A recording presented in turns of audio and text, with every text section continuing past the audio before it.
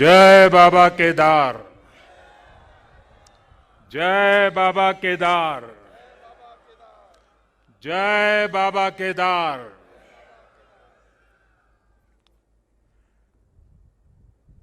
दैवीय आभा से सुसज्जित इस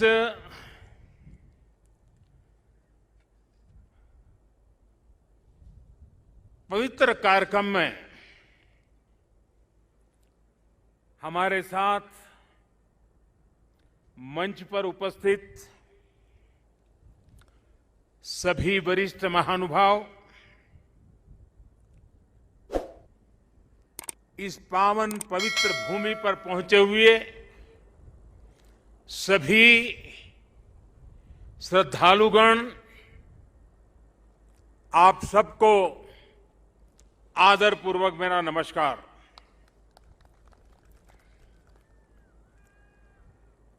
आज सभी मठों, सभी 12 ज्योतिर्लिंगों, अनेक शिवालय, अनेक शक्तिधाम, अनेक तीर्थ क्षेत्रों पर देश के गणमान्य महापुरुष, पूज्य संतगण, पूज्य शंकराचार्य परंपरा से जुड़े हुए सभी वरिष्ठ ऋषि मनीषी और अनेक श्रद्धालु भी देश के हर कोने में आज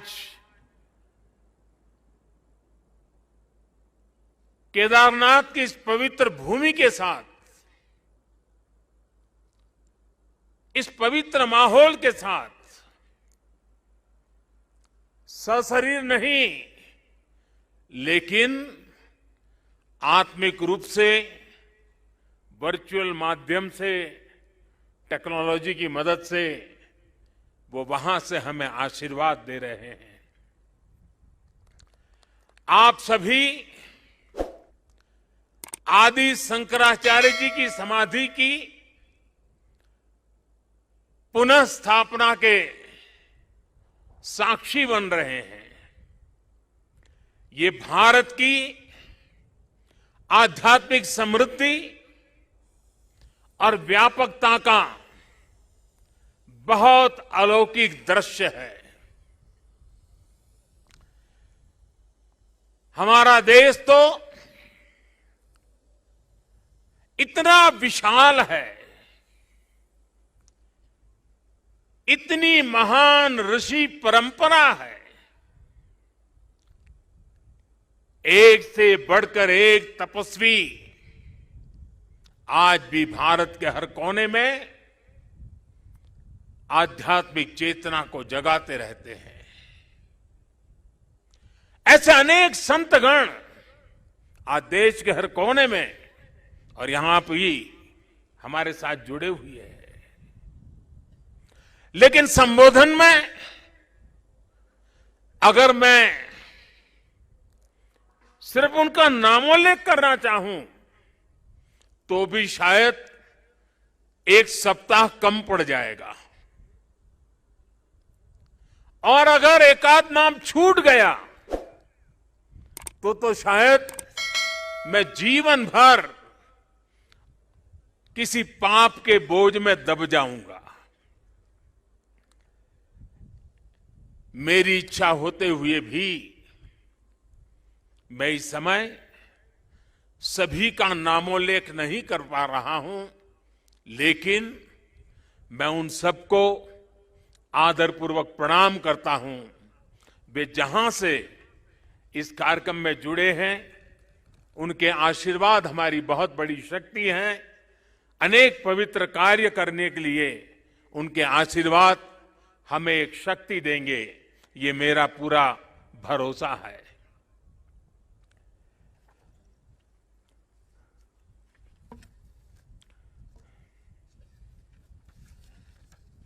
हमारे यहां कहा जाता है, आवाहनम न जानामि, न जानामि विसर्जनम, पूजनम चैव न जानामि क्षमस्व परमेश्वरम। इसलिए मैं हृदय से ऐसे सभी व्यक्तियों से माफी मांगते हुए इस पुण्य अवसर पर देश के कोने कोने से जुड़े शंकराचार्य, ऋषिगण, महान संत परंपरा के सभी अनुयायी, आप सबको यहीं से प्रणाम करके मैं आपका आशीर्वाद मांगता हूं।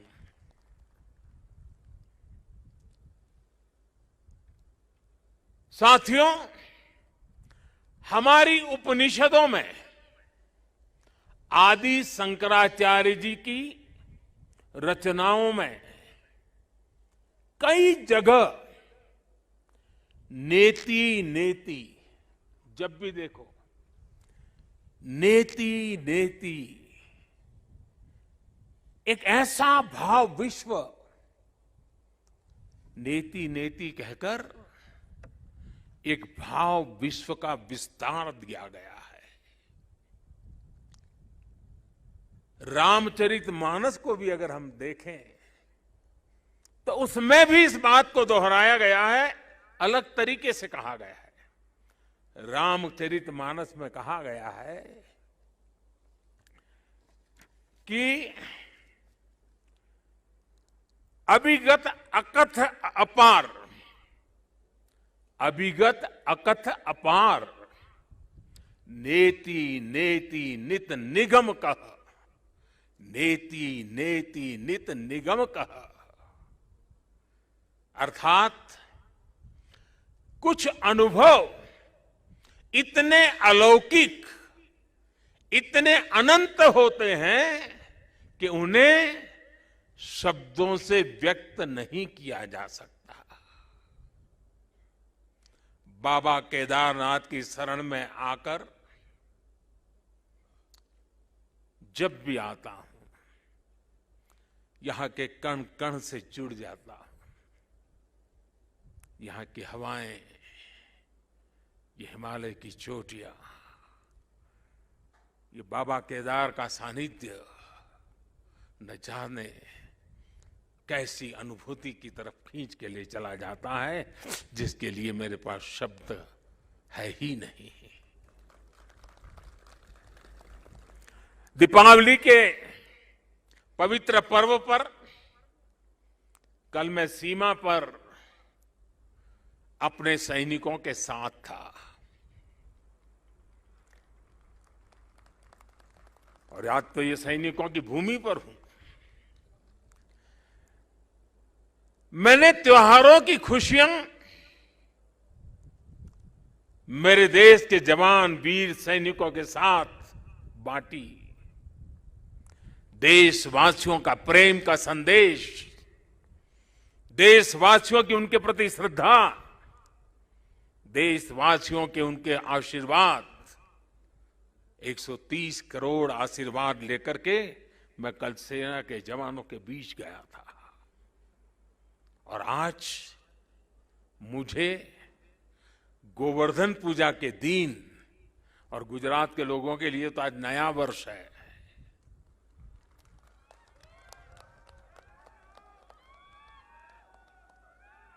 गोवर्धन पूजा के दिन केदारनाथ जी में दर्शन पूजन करने का मुझे सौभाग्य मिला है। बाबा केदार के दर्शन के साथ ही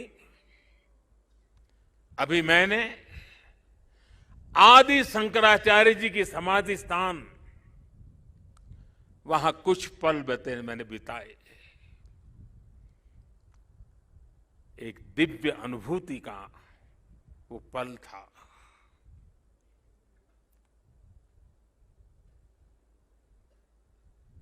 सामने बैठते ही लग रहा था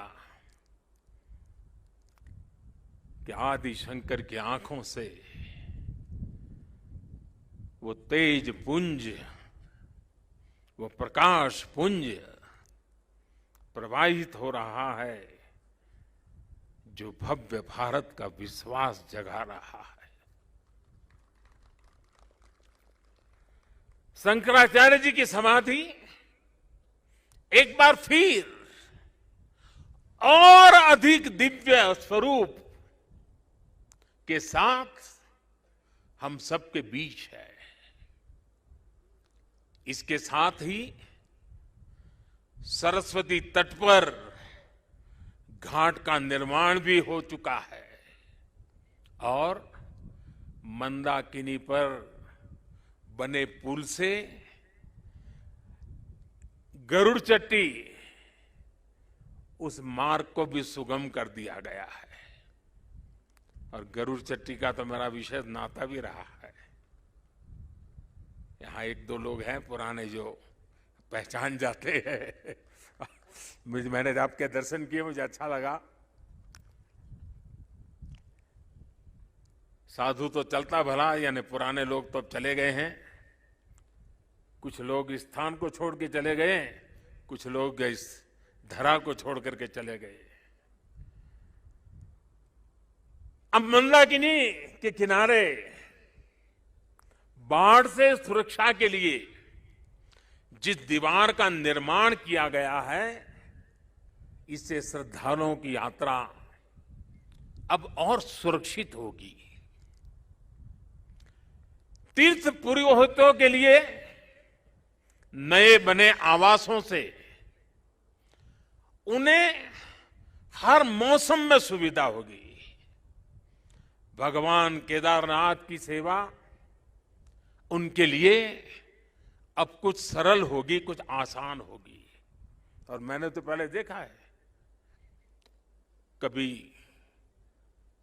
प्राकृतिक आपदा आ जाती थी तो यात्री यहां फंस जाते थे, तो इन पुरोहितों के घरों में ही एक एक कमरे में इतने लोग अपना समय बिताते थे।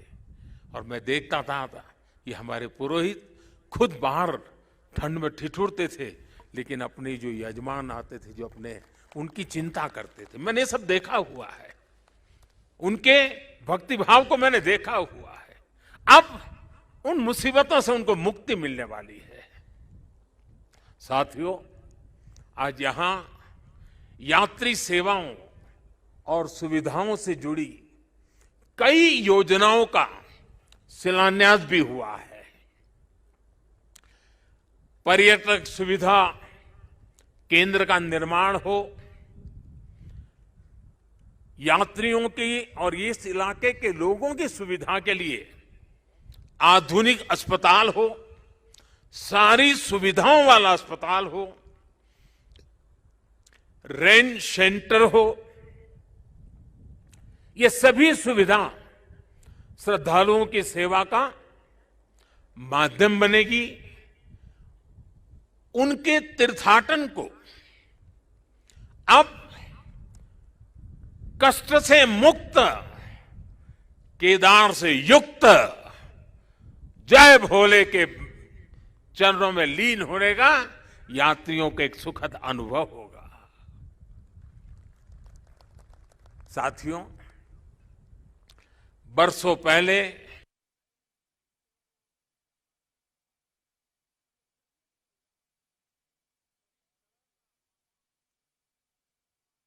नुकसान यहां हुआ था, वो अकल्पनीय था।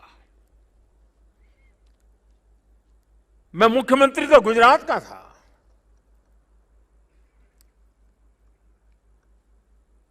लेकिन मैं अपने आप को रोक नहीं पाया था। मैं यहां दौड़ा चला आया था। मैंने अपनी आंखों से उस तबाही को देखा था, उस दर्द को देखा था। जो लोग यहां आते थे वो सोचते थे कि क्या अब ये हमारा केदार धाम या हमारा केदारपुरी फिर से उठ खड़ा होगा क्या? लेकिन मेरे भीतर की आवाज कह रही थी, ये पहले से अधिक आन बान शान के साथ खड़ा होगा।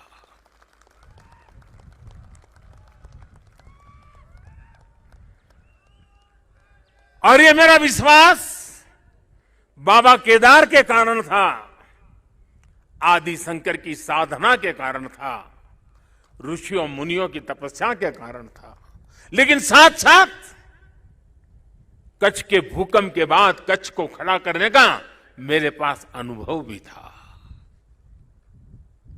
और इसलिए मेरा विश्वास था, और आज वो विश्वास अपनी आंखों से साकार हुआ देखना, इससे बड़ा जीवन का क्या संतोष हो सकता है।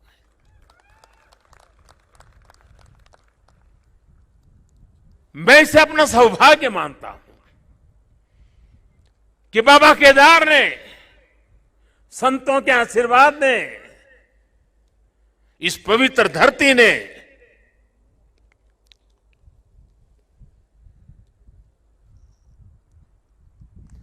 जिस मिट्टी ने, जिसकी हवाओं ने कभी मुझे पाला पोसा था, उसकी सेवा करने का सौभाग्य मिलना, इससे बड़ा जीवन का पुण्य क्या होता है।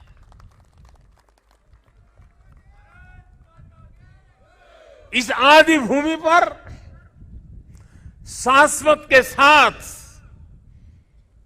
आधुनिकता का ये मेल, विकास के ये काम भगवान शंकर की सहज कृपा का ही परिणाम है।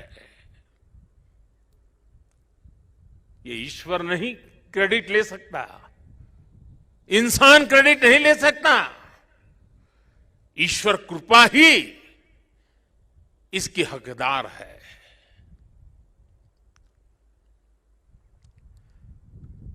मैं इस पुनीत प्रयासों के लिए उत्तराखंड सरकार का, हमारे ऊर्जावान नौजवान मुख्यमंत्री धामी जी का, और इस कामों की जिम्मेदारी उठाने वाले सभी लोगों का भी आज हृदय से धन्यवाद करता हूं, जिन्होंने एड़ी चोटी का जोर लगा करके इस सपनों को पूरा किया है। मुझे पता है यहां बर्फबारी के बीच भी किस तरह, यानी पूरा साल भर काम करना मुश्किल है, यहां बहुत कम समय मिलता है, लेकिन बर्फबारी के बीच भी मेरे हमारे श्रमिक भाई बहन जो पहाड़ों के नहीं थे, बाहर से आए थे, वे ये ईश्वरीय कार्य मान करके बर्फ वर्षा के बीच भी, माइनस टेम्परेचर के बीच भी काम छोड़ करके जाते नहीं थे, काम करते रहते थे, तब जाकर के ये काम हो पाया है। मेरा मन यहां लगा रहता था, तो मैं बीच बीच में ड्रोन की मदद से, टेक्नोलॉजी की मदद से, मेरे दफ्तर से यहां का पूरा मैं या एक प्रकार से वर्चुअल यात्रा करता था। लगातार मैं उसकी बारीकियों को देखता था, काम कितना पहुंचा, महीने भर पहले कहां थे, इस महीने कहां पहुंचे, लगातार देखता था। मैं केदारनाथ मंदिर के सभी रावल और सभी पुजारियों का भी आज विशेष रूप से आभार प्रकट करना चाहता हूं, क्योंकि उनके सकारात्मक रवैये के कारण, उनके सकारात्मक प्रयासों के कारण, और उन्होंने परंपराओं का जो हमारा मार्गदर्शन करते रहे, उसके कारण हम इसको, इस पुरानी विरासत को भी बचा पाए और आधुनिकता भी ले पाए। और इसके लिए मैं इन पुजारियों का, रावल परिवारों का हृदय से आभार व्यक्त करता हूं। आदि शंकराचार्य जी के विषय में हमारे विद्वानों ने कहा है, शंकराचार्य के लिए हर विद्वान ने कहा है, शंकरो शंकरः साक्षात, अर्थात आचार्य शंकर साक्षात भगवान शंकर का ही स्वरूप थे। ये महिमा, ये देवत्व आप उनके जीवन के हर क्षण हम अनुभव कर सकते हैं। उसकी तरफ जरा नजर करें तो सारी स्मृतियां सामने आ जाती हैं। छोटी सी उम्र में, बालक उम्र में अद्भुत बोध, बाल उम्र से ही शास्त्रों का, ज्ञान का, विज्ञान का निरंतर चिंतन, और जिस उम्र में एक साधारण मानवी साधारण रूप से संसार की बातों को थोड़ा देखना समझना शुरू करता है, थोड़ी जागृति का प्रारंभ होता है, उस उम्र में वो वेदांत की गहराई को, उसके गुढ़ार्थ को सांगोपांग विवेचन, उसकी व्याख्या अविरत रूप से किया करते थे। ये शंकर के भीतर साक्षात, शंकर के भीतर साक्षात शंकरत्व का जागरण के सिवा कुछ नहीं हो सकता है। ये शंकरत्व का जागरण था। यहां संस्कृत और वेदों के बड़े बड़े पंडित यहां भी बैठे हैं और वर्चुअली भी हमारे साथ जुड़े हैं। आप जानते हैं कि शंकर का संस्कृत में अर्थ बड़ा सरल है। शंकर का अर्थ संस्कृत में होता है शम करोति सह शंकर, यानी जो कल्याण करे वही शंकर है। इस कल्याण को भी आचार्य शंकर ने प्रत्यक्ष प्रमाणित कर दिया था। उनका पूरा जीवन जितना असाधारण था, उतना ही वो जनसाधारण के कल्याण के लिए समर्पित थे। भारत और विश्व के कल्याण के लिए अहरनिश अपनी चेतना को समर्पित करते रहते थे। जब भारत राग द्वेष के भंवर में फंस करके अपनी एकजुटता को खो रहा था, तब यानी कितना दूर का संत देखते हैं, तब शंकराचार्य जी ने कहा था, न मे द्वेष रागो, न मे द्वेष रागो, न मे लोभ मोहो, मदो नैव मैं नैव मात्सर्य भाव। अर्थात राग द्वेष, लोभ मोह, ईर्ष्या, अहम,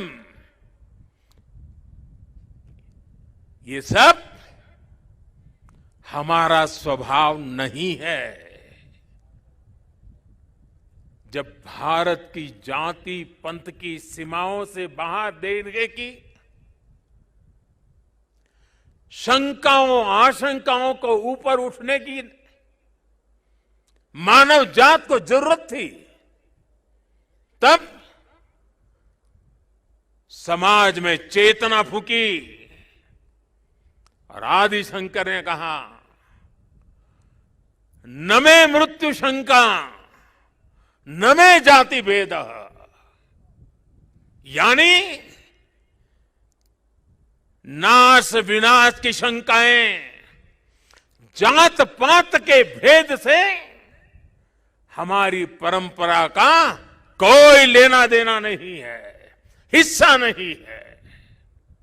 हम क्या है, हमारा दर्शन और विचार क्या है, ये बताने के लिए आदि शंकर ने कहा चिदानंद रूप, चिदानंद रूप शिवोहम शिवोहम, चिदानंद रूप शिवोहम शिवोहम।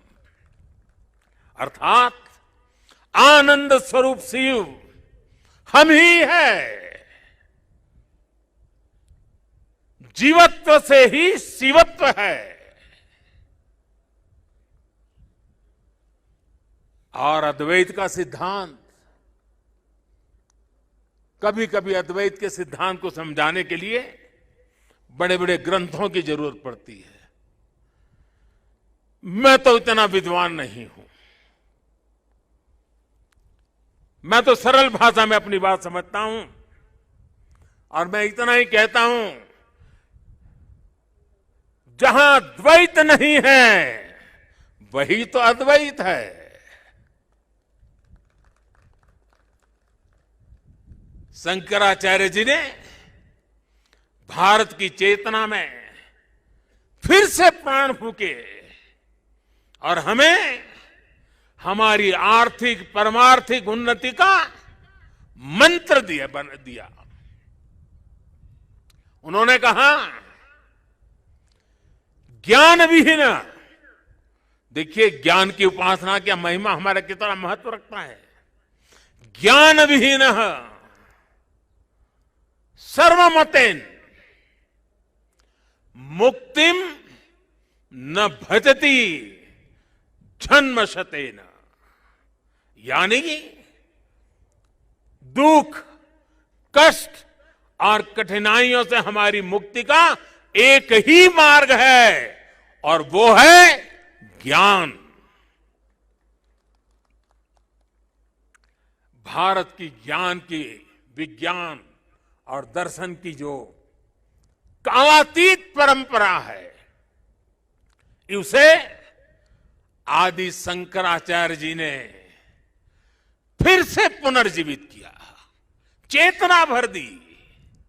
साथियों, एक समय था जब अध्यात्म को, धर्म को केवल रूढ़ियों से जोड़कर कुछ ऐसी गलत मर्यादा और कल्पनाओं में जोड़कर देखा जाने लगा था।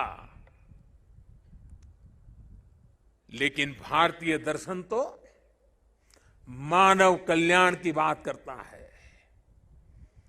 जीवन को पूर्णता के साथ, होलिस्टिक अप्रोच के साथ, होलिस्टिक वे में देखता है। आदि शंकराचार्य जी ने समाज को इस सत्य से परिचित कराने का काम किया। उन्होंने पवित्र मठों की स्थापना की, 4 धामों की स्थापना की, 12 ज्योतिर्लिंगों का पुनर्जागृति का काम किया। उन्होंने सब कुछ त्याग कर देश, समाज और मानवता के लिए जीने वालों की एक सशक्त परंपरा खड़ी की। आज उनके अधिष्ठान भारत और भारतीयता का एक प्रकार से संबल, पहचान बने हुए हैं।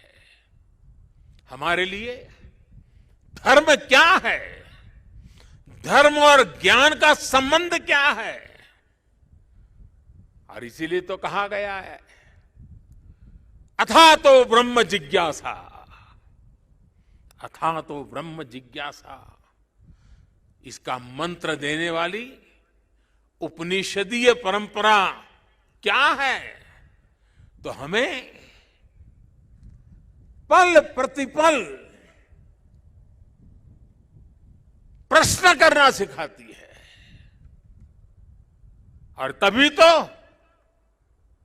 बालक नचिकेता यम के दरबार में जाकर के यम की आंख में आंख मिलाकर के पूछ देता है, यम को पूछ देता है, व्हाट इज डेथ? मृत्यु क्या है बताओ। प्रश्न पूछना, ज्ञान अर्जित करना, अथा तो धर्म जिज्ञासा।